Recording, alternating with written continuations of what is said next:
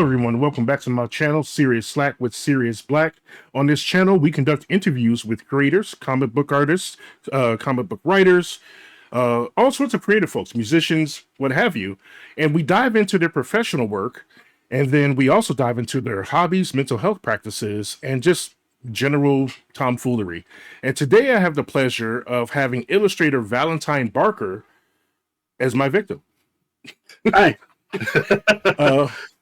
Valentine, would you please tell the audience a bit about yourself and talk about how long you've been an illustrator?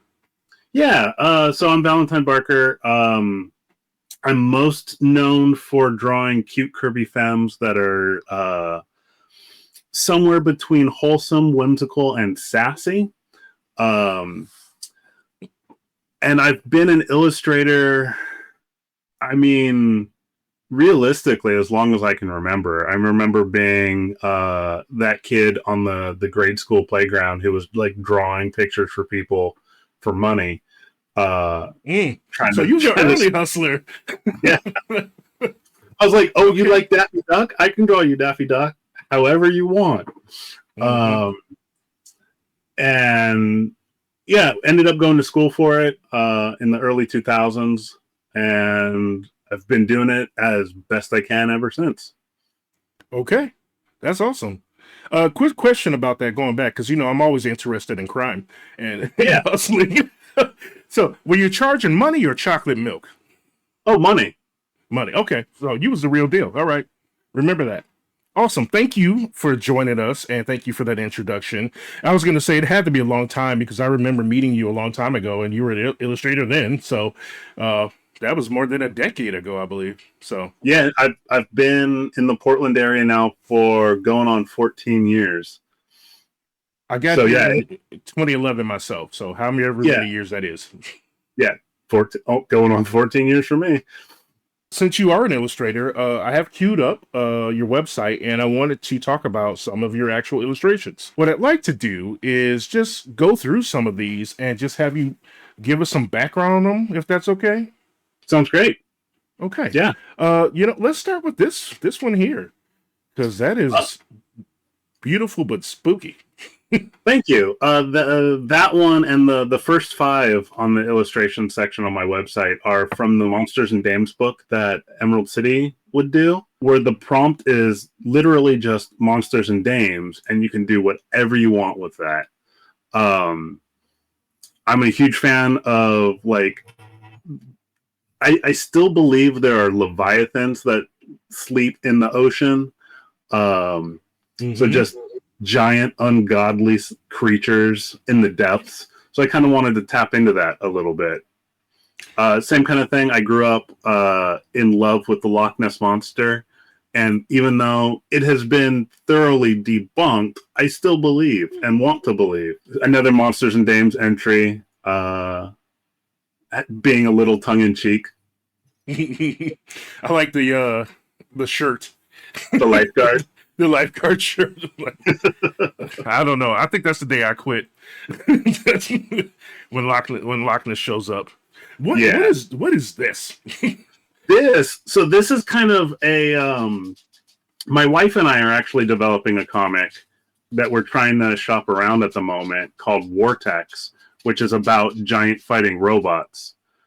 So when Monsters and Dames came up I did that one in 2023, we were talking about the project, and it just felt kind of like a gimme to tease it out a little bit. I like it. I'll tell you this, I'll be here for it just based on that design. Yeah, because I like big-ass robots. Oh, yeah, but absolutely. Right. No, I love the way that you designed the mech. Not the armor, but because it looks almost retro but modern at the same time. Like with the chest piece here. Yeah, I'm a huge fan of diesel punk aesthetic. So kind of assuming that that World War II era, heavy rivet, diesel powered. I think you've seen a lot of my custom action figures, and you can tell that I'm kind of into that too. Yeah. I make a lot of either cyberpunk stuff or diesel punk or steampunk kind of things. So. Oh yeah. Is this from the same series as before? This is from the same series. Coconut crabs terrify me. They're just again, like larger than they have any right to be. There's a prevailing theory that they actually consumed Amelia Earhart. So they terrify me. They're scavengers. Oh no. So if you're like injured on the beach and you pass out, you might have something to worry about. Oh man, I didn't know that, and now I wish I still didn't know that. Oh, damn. I got a chill up my back just now.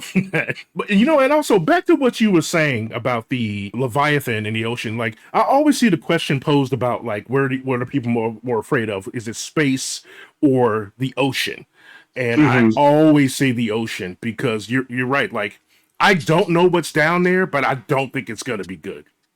No, it's going to be able to survive crushing depths, and it's going to be nigh unkillable, and it's going to be a bad time for everybody. Yeah, and I just, I feel like the first time I saw like a lamprey, I was like, oh, okay, this is my fear.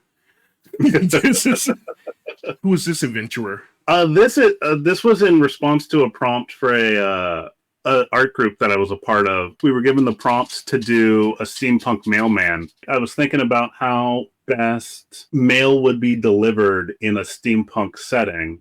And I've got a undying love for airships and airship designs. So I was like, clearly that, this would be somebody who's hanging from an airship. Right. Which kind of ties into the following illustration. I used that one there. I used the same airship design in the background.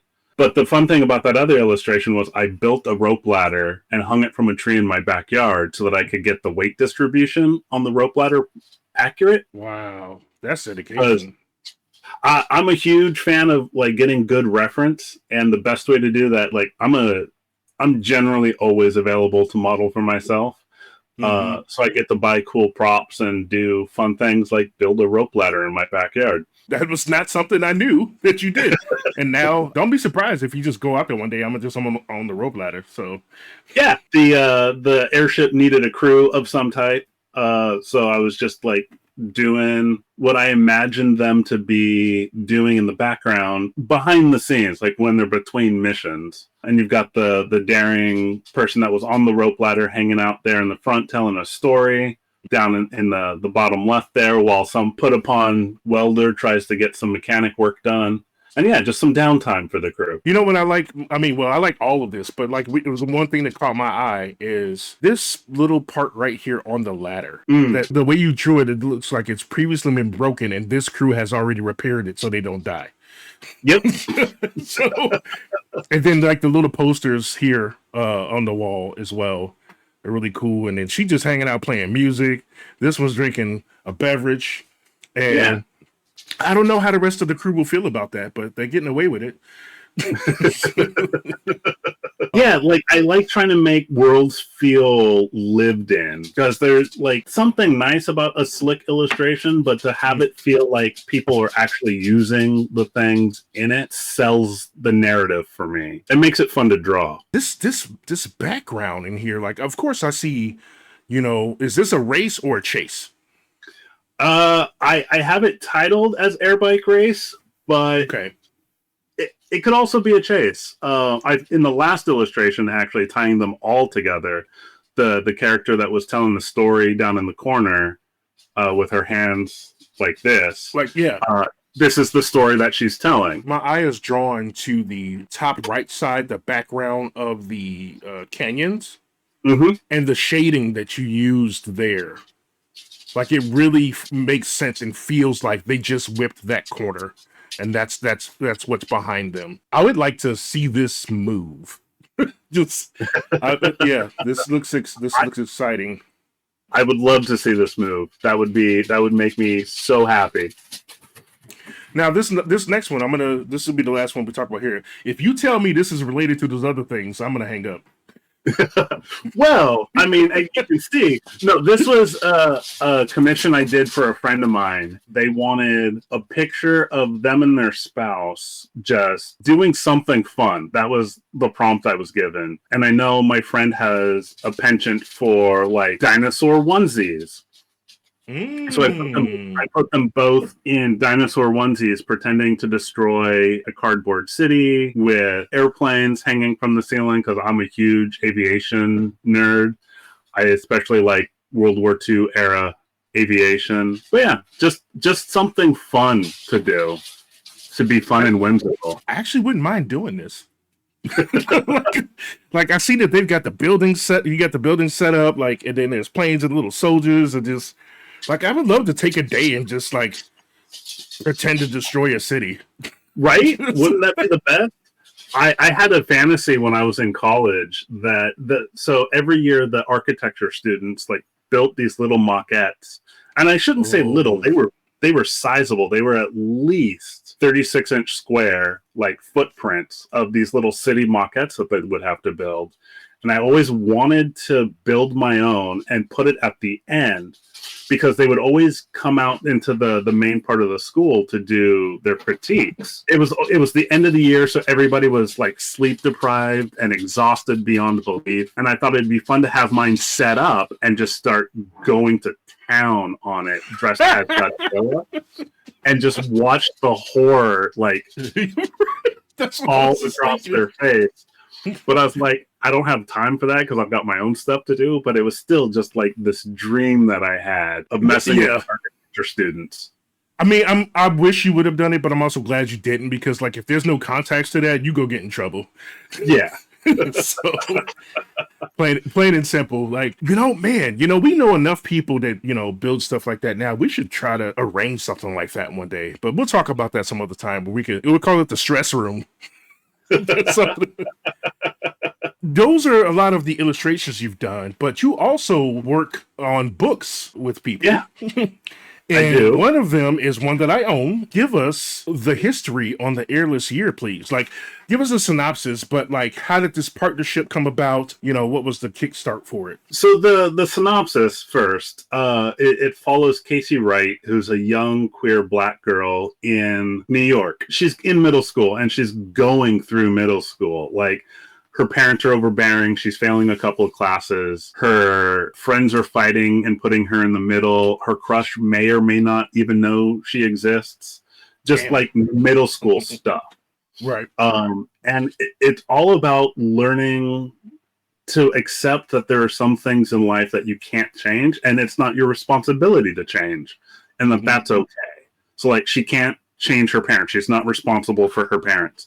She's not responsible for her friends. She could try to change to get her crush's attention, but that's a recipe for disaster. So she learns to accept her for herself. Yeah, that's about it. Like, it's a very much coming of age story. How it came about, Adam and I are good friends, and I met him, I want to say, a little over 10 years ago. And at that time, I wasn't really doing comics, and he became one of a growing group of comic writers who were hell-bent on dragging me kicking and screaming into comics. I mean, yeah. If you weren't already doing it, I would have did the same thing. So we were just hanging out one night. I was invited to pitch to Lion Forge right before the merger. So it ended up being a Lion Forge Oni pitch. I came back from a con and I was talking to Adam about it, and he was like, I think I got something that we could do. And then we just sat on his patio listening to Tom Petty and the Heartbreakers, the album Wildflowers, and we basically plotted out the entire book to this album while the album was playing in the background. And yeah, that's how it came to be. Just so you know, something I haven't told you is that, yes, I do have a copy of this in my library, but my wife and I also bought a copy to give to a young lady who was pretty much going through this storyline. Now, her parents were accepting of her coming out, but it was difficult. It wasn't easy. It never is. But she was at that time also very lost with who she was. And so we did give it to her, and she did read it. She does seem to be better off for it. I think it helped put some perspective into the decisions that she was trying to make. She still went through some stuff and struggled a bit, but I think it helped her overall. She said that it's nice to know that, like, it's not just her. Oh, that's fantastic. That's amazing. Thank you. I've been waiting for this so I could tell you about that. So, one person, it affected, at least one person I know personally. And I imagine that this could be a learning experience for a lot of people. So, one of the most heartwarming pieces of feedback I've gotten for it is from grown adults who have said they wish they had this book when they were in middle school. Oh, yeah, I can imagine because we didn't talk about things, period.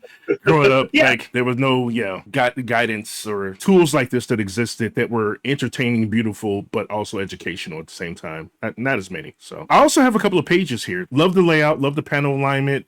Yeah. By the way, I don't. If I haven't said it already, and if you folks haven't noticed that, but Valentine has a unique style that is definitely his. Like you see it, and you go, "That's Valentine." Period. Like, there's no mistaking it. It's yours and it's good and it fits to so many different types of story. How long did it take you to decide that this was going to be your mark? I kind of came about it by accident, to be perfectly honest. What? Yeah. So I was in school for illustration and I wanted to do book covers, oil paintings for science fiction and fantasy books. That was my career path. And then at one point, I was working two jobs. I was trying to get my career off the ground after I graduated. So I was like rebuilding my portfolio. I was planning trips to New York to like try to meet with art directors. Basically, all of the work felt like work. So I wanted to make art fun again.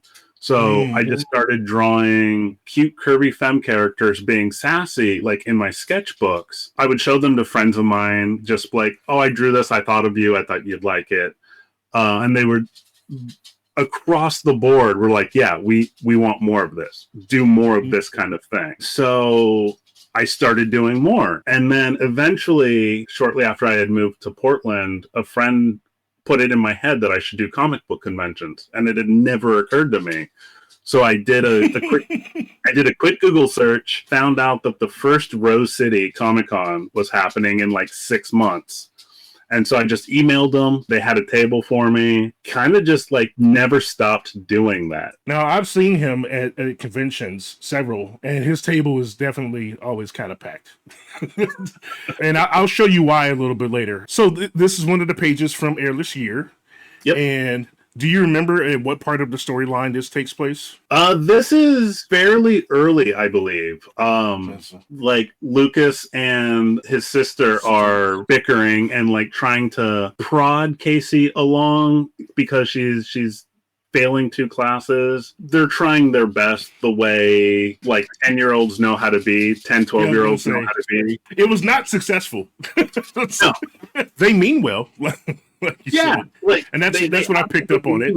Yeah, this would have been, if I remember correctly, right after the winter break when they go back after Christmas and New Year. And so this page is on December 31st. This is where the books start. Airless Year takes place over the year of Casey's life. So it's from New Year's Eve all the way through to the following New Year's Eve. That's pretty brilliant. I really dig it. You know, writing wise, it definitely gives you a closure feeling, as where some books, you know, will just leave you like, what happened? You know, but to me, it also kind of like reads like it is this journey, but it also reads like a journal. Yeah, it very much was I feel a personal story for both me and Adam. There's a lot of each of us on the page, very much influenced by our upbringings. Thank you for telling us about that. That book is still available. I will put the link below in the description where you can find that, as well as Valentine's website where you can see some of the other stuff. So that's a past work, but you got something else coming up. Word on the internet streets is that you've got a webcomic coming up. Yeah, I've got a webcomic I'm developing with writer and editor MK Reed. I'm beside myself with joy. A friend of mine finally wrote me a romantic comedy to draw because I'm a fiend for a good romantic comedy. That's the crux of what this project is going to be. These are the 2 main protagonists. We've got Lake on the left in the blue tank top and Una on the right. This is kind of like they already have inside jokes that we're working with. Una's name being very close to Unts. Lake is pretending to be a DJ. I was wondering. I was like, what's this motion? I was like, well, you just being cool in general. It's like, I just do this because I'm cool. No, but I will flip through some of these pages that are here now, but I won't stick on them too long because I want people to go to actually read this comic when it comes out, and I don't want them cheating just looking at my video, talking to you. When can we expect this to debut, you think?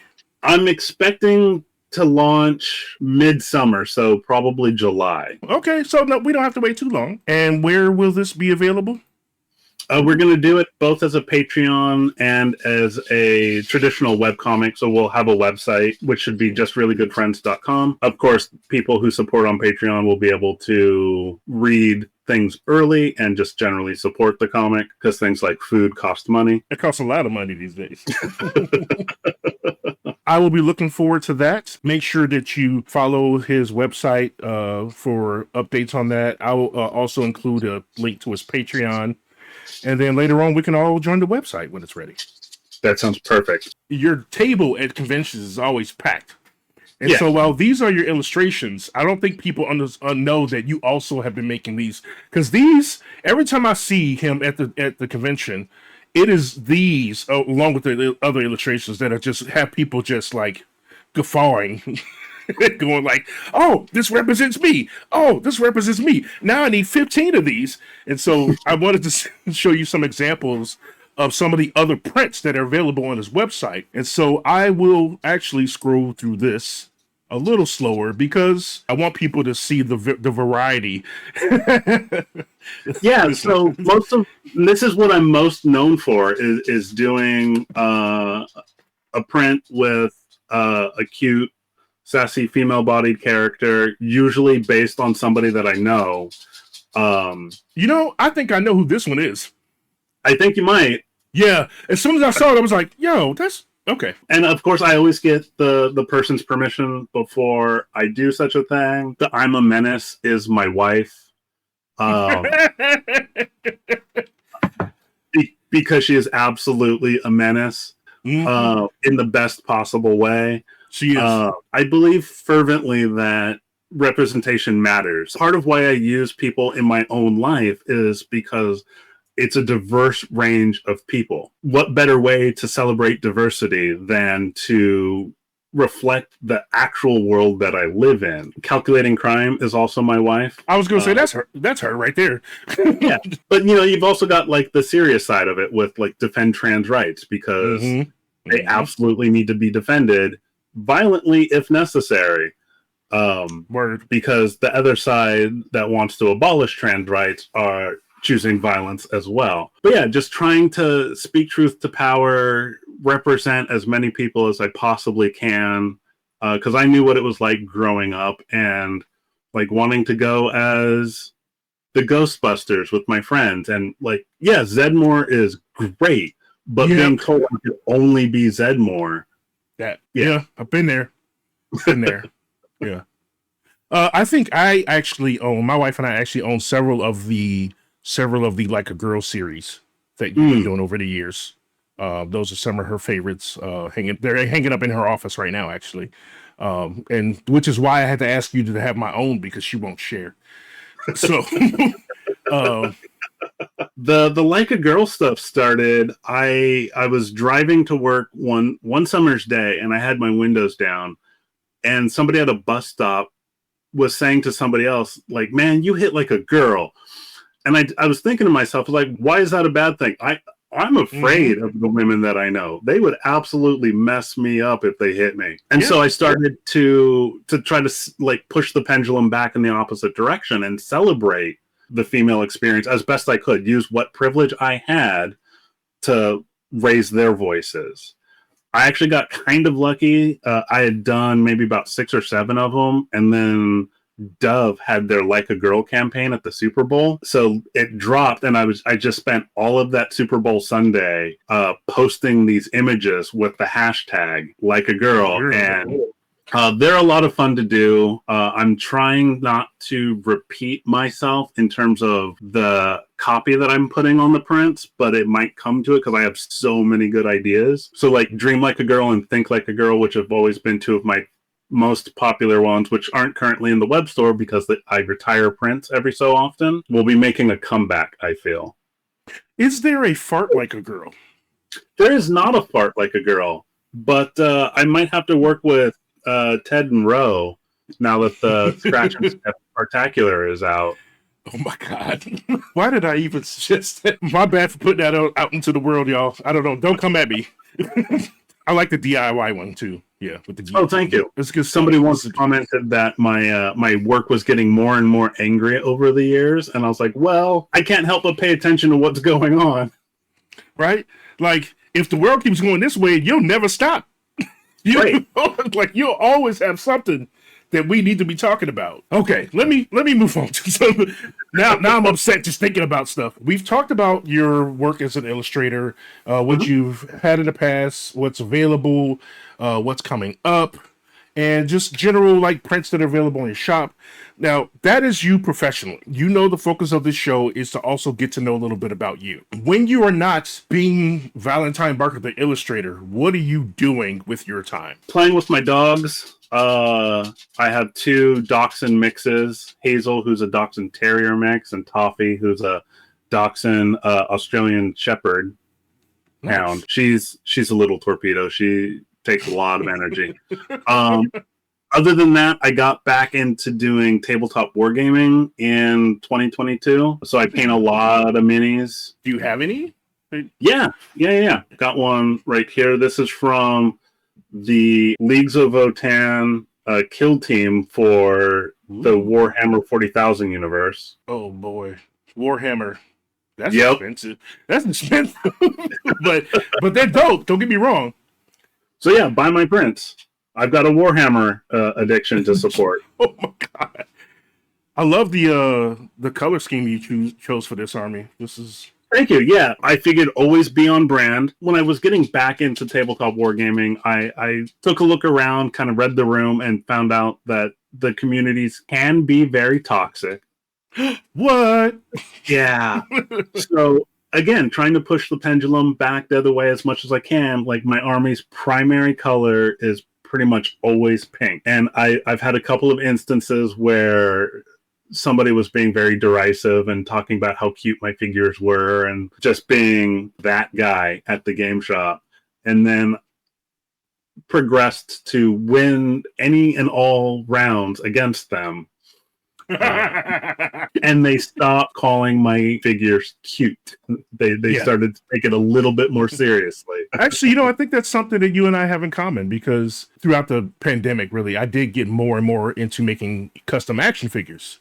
Mm-hmm. And a lot of the times I make custom action figures that don't get represented by the big tech companies. So I make a lot of women. I've even tried to attempt to make non-binary characters. Admittedly, when I first started doing that, I had to go and teach myself not to fall into the stereotypical tropes of what non-binary represents as well. Mm-hmm. Because that doesn't have a certain look either. There was for a while. They was trying to be pushed. Like, it was basically androgynous David Bowie. So people trying to push for a while, and I was like, it can't be just that. So I try to do that, and lately I've also gone into making action characters with disabilities. Oh, nice. The fact that you made your army like that, I really respect that. Plus, it's really good looking. Yeah. What are you also doing terrain as well? Have you gone that far? I actually really enjoy painting terrain because I get to just put on a book and zone out. I don't have to be nearly as precious or precise with what I'm doing. For whatever reason, I usually do it at 4 a.m. when I can't sleep and I just need to get up and do something, because I can do it for 20 minutes and feel accomplished. I can zone out and do it for an hour and a half and then go back to bed and feel very accomplished. Gosh, I'm learning so much today. Mostly the similarities we have, but because I do it around 3 a.m. and I'm usually have a background TV show on that I'm not going to fully pay attention to, and I'm just painting heads for future projects, putting together a body or something like that. I would imagine though, with all the detail you're putting in, does it take a lot of time to complete one? I really enjoy the process. So I'm not trying to be a competitive player. Each figure takes me anywhere between 2 and 4 hours, and it really just depends. But yeah, most of the time I'm just zoning out, enjoying the process, being as precise as I can because I enjoy that kind of thing. Getting in there and doing the faces, adding little blush on the nose and the cheeks and secular highlights on the forehead and stuff that nobody's ever really going to notice because you're looking at it from 6 feet away. But you'll notice. I'll notice. I'll know it's there. Do you display these or share these with the public? I have an Instagram that has languished for a little while. Itsy Bitsy Val is the handle where I post my mini stuff. Okay. I've taken a little bit of a break from it just because I've been trying to get caught up on some work stuff. But Well, I'll still find it and post a link below so that you guys can go look at some of his past hobby-related things. I'm going to take a stab at the dark here. This is a hobby for you, but I feel like this is also sort of a mental refresher. oh, absolutely. It's basically a 3D coloring book for me because I don't have to worry about designing the character. I don't have to worry about drawing it in the round. So from like any given angle, I have a physical 3-dimensional object that I just get to sit there and apply color to, and then have something that looks nice at the end of it. It helps me keep my brush skills sharp without taxing me mentally for figuring out planning an illustration or planning a comic page. Well, let's talk about that for a second because, like, we already know that the world is taxing us mentally, and then, like, even though we might enjoy our work, that can also be mentally taxing. What other things do you try to incorporate on a daily or weekly basis to help hold on to your mental stability? I've got the mini painting. I've also got my bass guitar back here that I like to tinker around with. I'm not good by any stretch of the imagination, but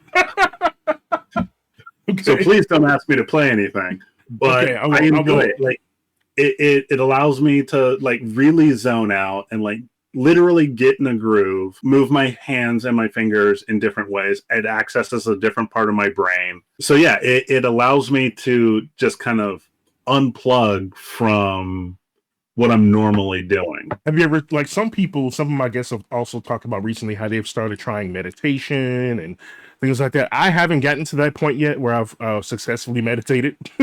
My brain doesn't, but I am trying things like I'm gonna look for a new therapist. Mm-hmm.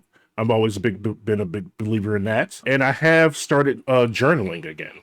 Have you ever tried anything like that too? Or I love journaling. I love talking to my therapist. I've been in therapy since late 2010. People don't talk about it enough, and I know there's still a stigma around it, so I try to champion talking about it openly and honestly. I love talking to my therapist because it's how you work through stuff and like actually start the healing process. I don't really go in for meditation, but I say kind of because painting minis and playing bass is kind of a moving meditation for me. that makes sense. I need to keep my hands busy. I probably have undiagnosed like ADHD or something. I just always need to be like fidgeting and tinkering with something. So it keeps my hands moving and it lets my mind wander. Well, let me say, yes, I am a big advocate for therapy and mental health practices as well. So I appreciate you sharing that with us and stating outright, because that is one of the main focuses that I'm trying to instill with this show, is that everybody should be willing to seek that assistance out if they can, when they can. And I'm trying to erase, like you said, the stigmas around it. One other thing that I know that we have talked about in the past is that, I mean, you're a big advocate for mental health, but like, what other types of things are you like trying to push into the forefront for the public, to things that you care about? Domestic violence causes are near and dear to my heart. Having grown up in a household that domestic violence was on display, like I don't go in for that. I read a quote recently, and I'm going to paraphrase, but it was basically that one should measure success by how many women feel safe with them alone in a room. And that's been my aim. Like especially as a large Black man, like I want people to be as comfortable around me as they can be. When I first moved to town, Excalibur was doing their domestic violence auctions. So I did a couple of pieces for that a couple of years in a row. And yeah, I try to give to causes whenever I can. Understand. Yeah, same here. And I grew up with a similar situation. And so, yes, that has always been like a cause that I'm trying to assist. And I probably could stand to look towards more organizations. I've donated stuff. Like when I was in Chicago, I did a lot of that stuff. But since I've been in Portland, not as much. But I do follow the practice of trying to be a safe person to be around. And that is a constant work. At no point am I ever going to tell myself like, okay, I made it, I did it, because there's always more work to be done in that vein, I think. Oh, absolutely. Like if I ever feel that I've made it and I've done everything that I possibly could, something has gone terribly wrong. Yep. Yep, because that's when I see a lot of backsliding when you start getting into that thought process. That's good to know. And the next time something comes up where we can actually show support, I'd love to partner with you, and maybe we can both make an effort together. And that sounds fantastic. I say let's do it. Absolutely, let's do it. Well, with such a heavy topic said, now we get to move on to some other things. We on this show also have a bonus round. Now, I didn't really prep him for this, y'all. I just told him right at the beginning that we have a bonus round. And so, if you watch the other interviews, then you know that this is where I bring in the spinning wheel of 30 random, ridiculous questions that came from my brain. We're going to spin it 5 times, and then whatever question he lands on is the one that he's got to answer. So, I brought the wheel up so that it's fair, so that people can see what number we land on. Let's do spin number 1, and let's go. Oh, okay. Question number 28. Yay. Oh, okay. This is actually an interesting one. I will remove it from the board so it doesn't come back up. But the question is, you gain the ability to either fly or teleport. Which do you choose? Teleport. Like with a couple of questions. Yeah, like, Nightcrawler's my homeboy. I've always wanted to teleport. What restrictions are we putting on it? Can I teleport places I've been? Can I just think of a place and teleport to it? Do I have to see it? I made it limitless. Okay. Because the next question is like, what's the first place you go? I mean, at this point, like, I'm desperate to get back to Athens in Greece. Okay. To be able to teleport, you cut down all of the nauseating travel time. Mm-hmm. Like, even if you could fly to Greece, like, it depends on how fast, and like, it's still going to take you, at least 5 hours to fly across the world, I would imagine, unless you've got something that like prevents your body from deteriorating at high speeds with wind shear. Can you tell I think about stuff like this? I can tell you was way too ready to answer the question. If you could just teleport, you could just like have your bags and then poof, you're wherever you want to be.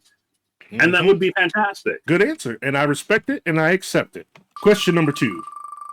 So that's number 3. Okay. So it's a simple question. You can only choose one. Okay. Like, this is to imagine that the circumstances have eliminated the other somehow. Pancakes or waffles? Oh, I'm going to go with waffles. Okay.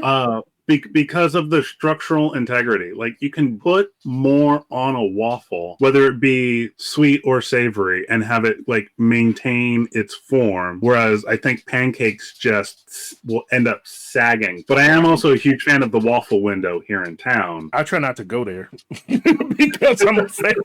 Like, I will spend all my money just eating waffles there all day if they let me, which they would, and I just shouldn't. So.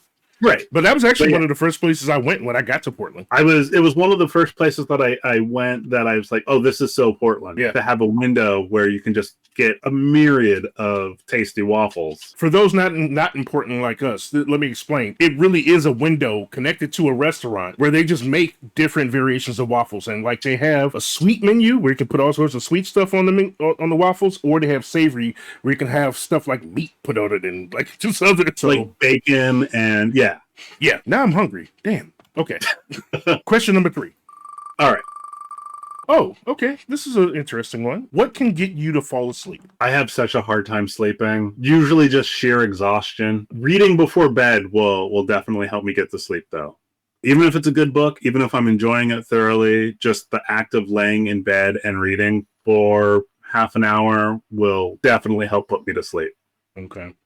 I actually talked about this recently with a different guest, and how because I read on my phone sometimes, because I read webtoons on my phone, or I have audiobooks there, or like other just books. I have done the thing at least 3 times now where I just drop the phone right on my face. Oof. Which defeats the purpose of me trying to fall asleep. So don't do that. No, that's why I do the e-reader, and I have it propped up in my lap. We're on to number 4. Landed in the middle. Okay, this is an interesting one. What is your favorite human body part? See, no, that's not fair. Like, there are so many that I enjoy drawing. Like, noses are great. Like, the whole structure of the arm and the shoulder is fantastic.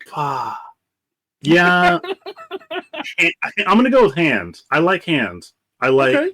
I like drawing hands. I like doing things with my hands. Hands are weird in They the are. best possible way. Yeah, hands. I'm gonna go with hands. That is acceptable. We will take it, right? They agreed. They agreed. All right, this is the last one. Let's see what we get. 22. Name a song that you wish you could hear again for the first time. I'm gonna go with Knights of Sidonia by Muse. Ooh. Follow-up question then, like, do you remember how you felt the first time you heard it? Yes, it felt epic. And I don't use that word often. I actually remember where I was the first time I heard it. I was sitting in my car waiting for a friend to come out of their house when I was still in California on a like hot summer's day. So I had the windows down, the radio up, and it started. And I was just like, what is this from? Is this from a video game? Is this from a movie? What is happening? And because it's got like one of those 27-minute long intros. Right. Before the song actually kicks off. And like then the song kicked off and I was just like, oh man, this is amazing. Yeah, I'm a big Muse fan as well, and that's a good choice. I can understand your choice. I'll be honest, I fear that one day somebody's gonna land on that question and they're gonna say something like that. I'm just gonna be like, ew. It's like Snow's Informer. Oh God. Yes, like that. Like it means so much to me. Like I don't know how you ended up talking to me. Okay, thank you for sharing that. That concludes our bonus round, and you did very well. Let's give them some applause. Is there anything that you would like to say to our audience before we conclude this interview? Oh man, just be kind to each other. Like it's hard out there for a lot of people right now, and it costs absolutely nothing to be kind. So take kindness with you wherever you go and share it as wide as you can. Okay, you heard it here, folks. Valentine wants you to be kind. Sean says if you don't listen to him, he will not be kind. No, I'm just kidding. That's awesome. I love that message, and I agree. I really want to push that for everyone, just to be kind. And it really doesn't cost a lot. And, you know, practice empathy. Just practice. Like, you may not be born naturally with it like some people, but give it a shot. And if you stumble, give it another shot. Well, folks, slackers, as I like to call y'all, I appreciate you joining us for this interview. Make sure to, like, comment, subscribe, comments below on what you think. Again, all of Valentine's information will be in the description. Go look for that. And then also look for our future video where we'll be doing a music reaction together. So come back for that and then check out some of our other content. Thank you so much for joining us today, Valentine. It has been my pleasure. It's been my pleasure as well. Thanks for having me. Y'all take care of yourselves. Bye, everybody.